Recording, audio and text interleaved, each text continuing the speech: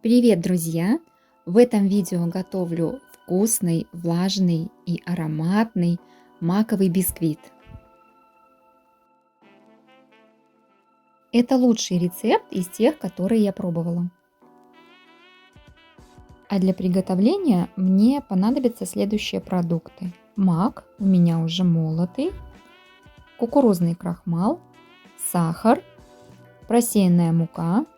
Здесь у меня растительное масло и молоко, ванилин, соль и разрыхлитель, а также яйца категории S1.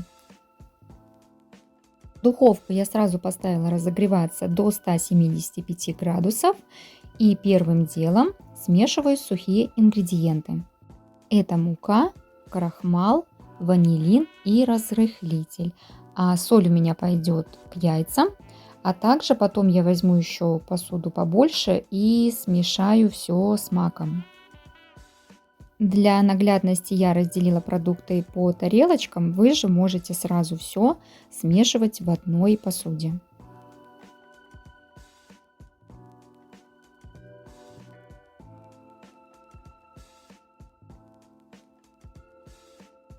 Далее я буду взбивать яйца с сахаром и щепоткой соли. Кстати, у меня появился новый миксер BQ. Если вам интересна эта техника, пишите в комментариях, и я сниму вам обзор. Для начала на низких оборотах я жду, пока яйца объединятся в однородную массу, а затем буду всыпать сахар.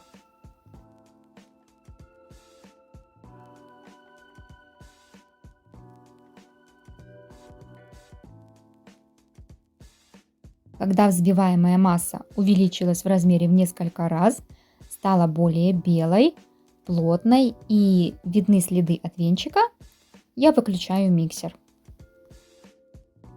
Снимаю насадку и дальше буду вмешивать сухие ингредиенты вручную. Напомню, что у меня здесь смешана пшеничная мука, кукурузный крахмал, разрыхлитель, ванилин и мак. Сухие ингредиенты я добавляю небольшими порциями и осторожно лопаткой перемешиваю. Движение снизу вверх, как будто вы складываете тесто. Переворачиваете его и складываете наверх. Когда вы уже видите, что комочков не осталось, опять добавляете сухие ингредиенты и снова аккуратно перемешиваете.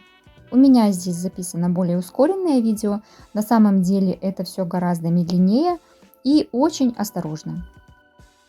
Когда я уже всыпала последнюю порцию сухих ингредиентов, в два этапа я ввожу растительное масло с молоком. И снова хорошо перемешиваю до однородной массы. Духовку я уже разогрела заранее и также заранее подготовила формы для выпечки. Готовое тесто получается средней консистенции, не слишком жидкое и не густое.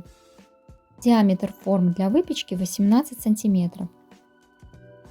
Отправляю бисквит выпекаться на средний уровень, режим вверх-вниз, при температуре 175 градусов. В моей духовке такой бисквит выпекается ровно за 30 минут. Переворачиваю его на решетку и снимаю фольгу из донышка и оставляю в таком виде немножко подостыть. Бисквит после духовки очень нежный, и когда вы снимете фольгу, можете заметить, что он как бы просел вниз в перевернутом виде. Но не бойтесь, в этом нет ничего страшного. Когда бисквит остынет, он будет абсолютно ровный. Здесь бисквит еще теплый, поэтому очень-очень нежный. Я заверну его в пищевую пленку и дам отлежаться не менее 2 часов в холодильнике. Сейчас в кадре уже охлажденный нарезанный бисквит. Он действительно очень вкусный. Рекомендую всем попробовать. Спасибо, что досмотрели видео. Всем пока, до новых встреч!